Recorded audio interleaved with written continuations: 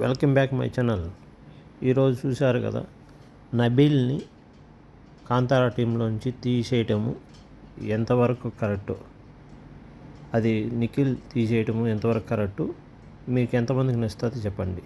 Correct అని మీకు ఎంతమందికి అనిపించిందో. దాంతోపాటు మణికంఠ నిన్న తీసేశారు.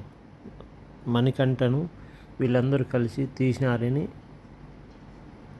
కాంతారా టీం వాళ్ళు అంటున్నారు. అది నబీల్ తీసినారు కాబట్టి అని చెప్తున్నారు. మణికంఠను మేము తీయలేదు, మణికంఠనే నేను వెళ్ళిపోతానని చెప్పి బయటికి వెళ్ళిపోయాడని కాంతారా శక్తి టీం వాళ్ళు అన్నారు. కానీ అక్కడ కాంతారా టీం వాళ్ళు లేదు, మీరు తీసినారు, నబీల్ని కూడా అలానే తీసినారు అని చిన్న ఆర్గ్యుమెంట్ జరిగేటప్పుడు మణికంఠ అంటున్నాడు, నేను వెళ్ళిపోలేదు, వాళ్ళు తీసేసినారు అని మణికంఠ అని చెప్తున్నాడు. ఇది కరెక్టా కాదా మీరు కామెంట్ చేయండి. ఇప్పుడు మణికంఠని తీసింది, స్టార్ట్ చేసింది ఎస్పీని. ఎందుకు మణికంఠ సరిగ్గా ఆడలేదు, స్ట్రాంగ్ కాదు అని చెప్పి. అది కరెక్ట్ కాదు. మణికంఠ స్ట్రాంగ్. నేను నిన్న కూడా చెప్పా. ఎస్పీని అండ్ సోనియా, పృథ్వీ ముగ్గురు కలిసి మణికంఠ వద్దని చెప్పిన తర్వాత పాపం అనవసరంగా తీసేసినారు మణికంఠను. అయినా కూడా మణికంఠ ఆర్గ్యుమెంట్ చేసింటే ఎస్పీని తీసేసింది నిఖిల్. ఆర్గ్యుమెంట్ చేయలేదు కాబట్టి మణికంఠ తనిచ్చుగా వెళ్ళిపోయినాడు కాబట్టి ఆ నిఖిల్ సైలెంట్ అయిపోయాడు. అది కరెక్టు. దాంతోపాటు ఈ ముగ్గురు మణికంఠ మీద ఎక్కువ అరవడం అనేది కరెక్ట్ కాదు.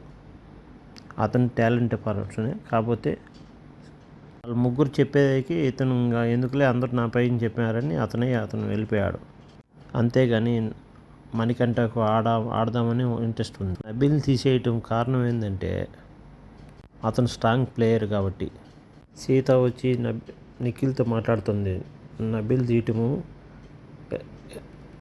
వైల్డ్ కార్డ్ ఎంట్రీని రాకూడదనే కదా మనం గేమ్ ఆడుతుంది అని అంటుంది సీత. కానీ నిఖిల్ ఆలోచన నబీల్ స్ట్రాంగ్ కాబట్టి తీసేసామని తాను ఆలోచనలో చెప్తున్నాడు.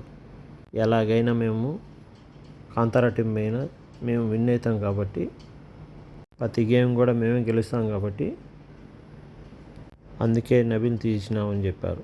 కానీ బిగ్ బాస్ ఆడించే ఆటలో అందరూ అతను బిగ్ బాస్ ఆధీనంలో ఉంటారు కాబట్టి వైల్డ్ కార్డ్ ఎంట్రీ 9 మందిని ఫిక్స్ చేశాడు. నేను అనుకున్నది 6 మందిని, కానీ బిగ్ బాస్ 9 మందిని చేశాడు. Wild card entry game stop చేసేసాడు. 9 మంది ఫిక్స్. ఎవరెవరు వస్తారో శనివారం కానీ ఆదివారం కానీ ఖచ్చితంగా నాగార్జున తరపున వస్తారు.